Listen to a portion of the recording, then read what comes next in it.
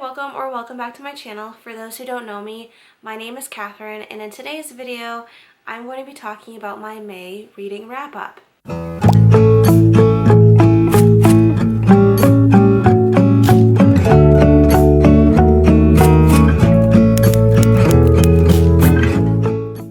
These are not all of the books that I read this month.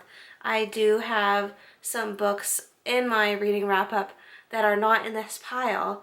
I either got them on audio or the library or I unhauled them. So let's just get into the books that I read in the month of May in no particular order. I'm not gonna do it by rating or by the reading order in which I read them. I'm just gonna list them off as it's most convenient to me. So the first books that I want to talk about are the last 4 books in the Anne of Green Gables series. So that's 5, 6, 7, and 8. The 5th book being Anne's House of Dreams. I gave this one 4 stars, I believe. And then the 5th book is Anne of Ingleside. I gave this 3 stars. The 6th book being Rainbow Valley, I also gave 3 stars. And Rilla of Ingleside, or Rilla My Rilla, I think it's named that in other countries, but this is the 8th book in the Anne of Green Gables series, and I gave this 4 stars. For those who are not familiar with the Anne of Green Gables series, it's essentially a series about this girl named Anne Shirley who is orphaned, and she's adopted by this brother and sister on Prince Edward Island in Canada, and essentially they raise her, and each book is about like a separate event in Anne's life, and I really enjoy the series. This obviously rounded out the series for me. I have officially completed the series as of the moment, so like I am really glad that I finished it. I really enjoyed it. I definitely can see myself rereading this series. The only reason why I gave like the later books in this series, like some of them were like 3 stars, is because the majority of them were not about Anne. They were like about her children, and even though they were cute, like I would have rather known like what Anne's life was like as a mom, and it featured her instead of just like her kids. Like you would get like glimpses of Anne throughout those books, which is the Rainbow Valley and the Anne of Ingleside. Like you got glimpses of Anne, but like you never really fully got Anne's like perspective, if that makes sense, like you did in the previous books. And I guess Rilla of Ingleside I gave 4 stars. I was gonna give it 3 stars, but like it actually ended up being a pretty good book. Rilla of Ingleside, which is the last book in the Anne of Green Gables series, is about Anne's daughter Rilla. So she basically named her daughter after Marilla Cuthbert, who is the one who adopted Anne when she was an orphan. And the only reason why I didn't give it 3 stars instead of 4 stars is because of the fact that I really enjoyed seeing a more in-depth perspective from Rilla, because you got like glimpses of her throughout Rainbow Valley and Anne of Ingleside, but like you never really like saw her, if that makes sense. And then of course Anne's House of Dreams, which is like the 5th book in the series, really does feature Anne, and I really enjoyed that because that was like the last book that you fully got in like Anne's perspective. But yeah, I was kind of disappointed by the last half of the Anne of Green Gables series, to say the least. I mean, it wasn't bad, but it also like wasn't as good, I think, as the first half of the Anne series. I really enjoyed like books 1 through 4, possibly even book 5, because they are primarily about Anne. And then you get to Anne of Ingleside, the 6th book, Rainbow Valley, the 7th book, and Rilla of Ingleside, the 8th book. And they're more about her kids, and like I said, like you just get what am I trying to say? You only get like glimpses of Anne, like you never fully are in Anne's perspective. So like that's kind of why I was kind of disappointed with the last 3 books in the series. Like I said, I was gonna rate Rilla of Ingleside 3 stars, but I bumped it up to 4 stars because it felt a little bit more personal, even though it was still about Anne's kids. Like, you got a little bit more of an insight into Rilla and like her life growing up under Anne's roof. But yeah, that's basically my thoughts on the last half of the Anne of Green Gables series, and I'm excited to say that I have officially finished the Anne of Green Gables series. There's one other book, like unofficial book, I think, of the Anne of Green Gables series. It was being written by L.M. Montgomery, and then she passed away, and then it was finished off by someone else. I'll put a screenshot of the book cover here on the screen, but I'm not too sure of what the actual name of the book is called. I forget. It has something to do with Blythes, like the last name Blythes, because when Anne marries Gilbert, her last name becomes Blythe. I hope that's not too much of a spoiler, but basically Anne marries Gilbert, okay, and her last name becomes Blythe. And that's what happens in the 5th book of the Anne of Green Gables series, is she marries Gilbert, and her last name becomes Blythe. So I think the unofficial, like, 9th book in the series has to do with, like, it has the last name Blythe in the title. Not too sure what it's about, but I really do want to read that. It's kind of like I said, like the unofficial 9th book in the series, but like, I don't know when I'll get to that, but I will get to that hopefully sometime in the near future. And then I want to talk about the nonfiction that I read in May. Basically, I set this goal for myself to read one nonfiction and then one classic per month. My classic was, or classics I should say, were the Anne of Green Gables books, and my nonfiction book was Everybody Always by Bob Goff. I really enjoyed this. I gave it 4 stars, I believe. I mean, it didn't like blow me out of the water, but I did learn a lot from this book. And when I'm reading like Christian living books or just nonfiction books in general, I like to rate them based off of like how much I've learned. And I really liked a lot of the things that he said in this book, and it really resonated with me. It basically is just like a Christian living book about like how as Christians we really need to be focusing on loving others, and how a lot of the times like we as Christians sometimes get into this mindset of like we always have to like win the argument, or like our opinions need to be heard about like this, that, and the other thing, like you name it.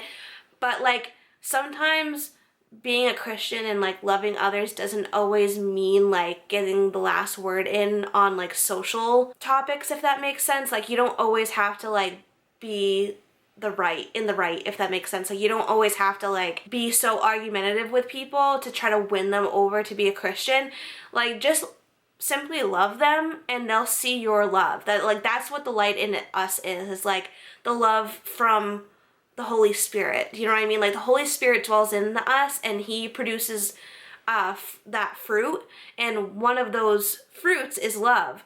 So like if we just show love to others, then they'll see Jesus in us. And that's basically what this book is about, and I really enjoyed it. Along the same lines, I also read another Bob Goff book called Love Does, and Love Does is similar in topic to Everybody Always, and I also gave that 4 stars. Love Does more focuses on like the action of loving, if that makes sense. Like Everybody Always also focuses on the action of loving, but Love Does also focuses on that as well. And I really enjoyed it. I learned a lot from that as well, and it really like challenged me to love people more, and rather than like always trying to win arguments with people or trying to win people over with my opinions, I just need to do the act of loving more rather than trying to always be like butting heads with people or trying to win an argument or be argumentative with people. But yeah, I really enjoyed Love Does and Everybody Always by Bob Goff. Great books. And then the next book that I read was The Scarlet Thread by Francine Rivers. I gave this 4 stars. Honestly, I was really disappointed that I gave it 4 stars. 4 stars, don't get me wrong, is a great rating. Like, I definitely recommend this to people. Like, Francine Rivers is one of my favorite authors of all time, and she always will be. But this was like one of the books that like isn't like an all-time favorite, if that makes sense. So basically, this is about two women who are related and they're connected through this journal.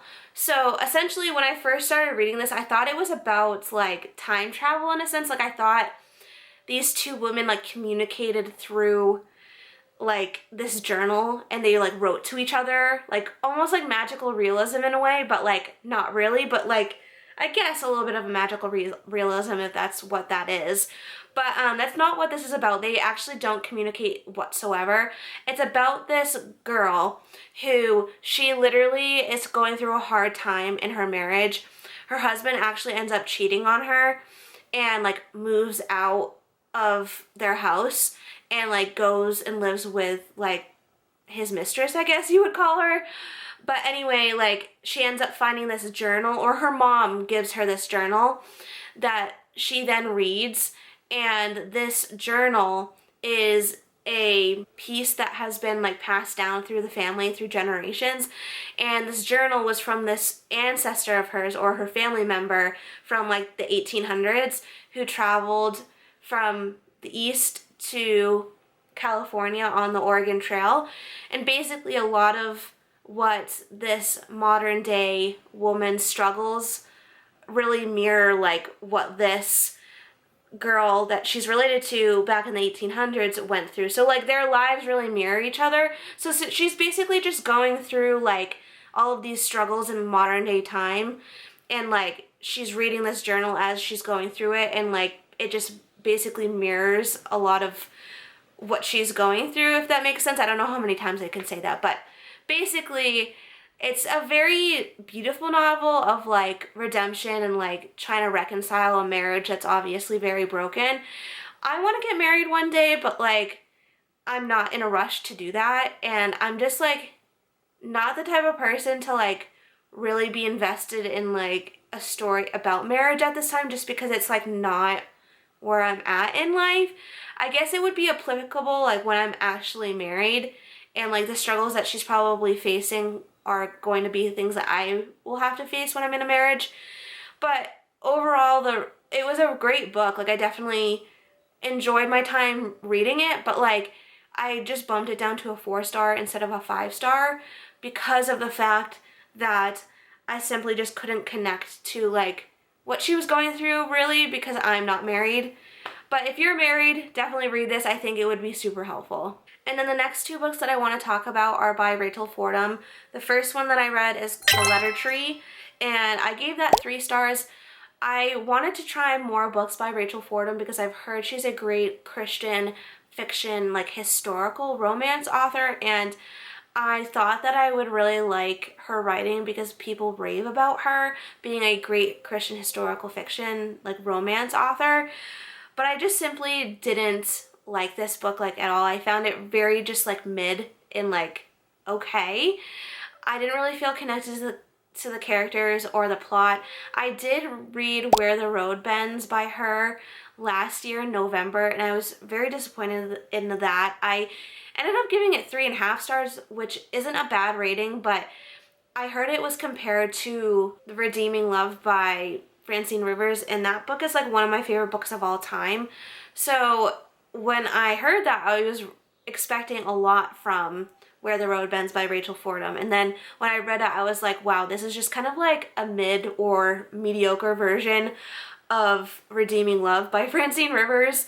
So I wanted to give Rachel Fordham another chance or two, kind of like a 3 strikes and you're out type of a situation. I'll always give an author like 2 or 3 chances before I totally give up on them, because that's only fair in my mind.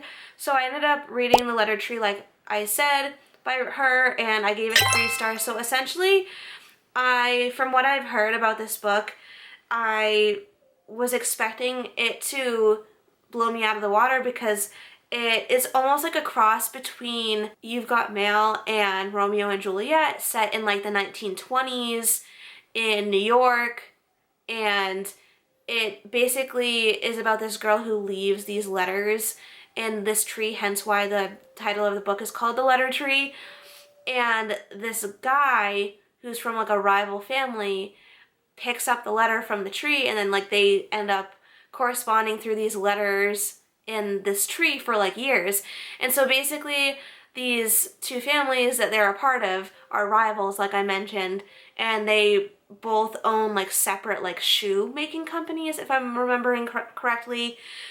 And then like basically throughout the whole story, they're like, we shouldn't be writing together, but we want to be together, and this, that, and the other thing.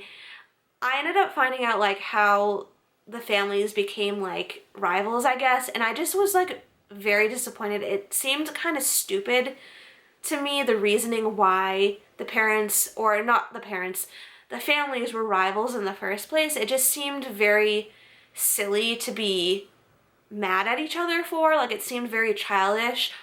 Also, they added this other like subplot that like didn't even make sense to the story. Like, there was this guy that the main girl was like courting off on the side because her father didn't know she was writing letters to this other guy in the rival family.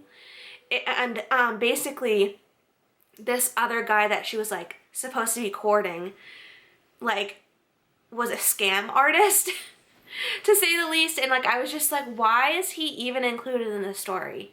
I just felt like he wasn't connected to the plot whatsoever, and I felt like Rachel Fordham just added him in there to just like add like a word count. Do you know what I mean? Like, it's almost like she was trying to like fill in the blanks to try to make this book published and to make it long enough to be a book.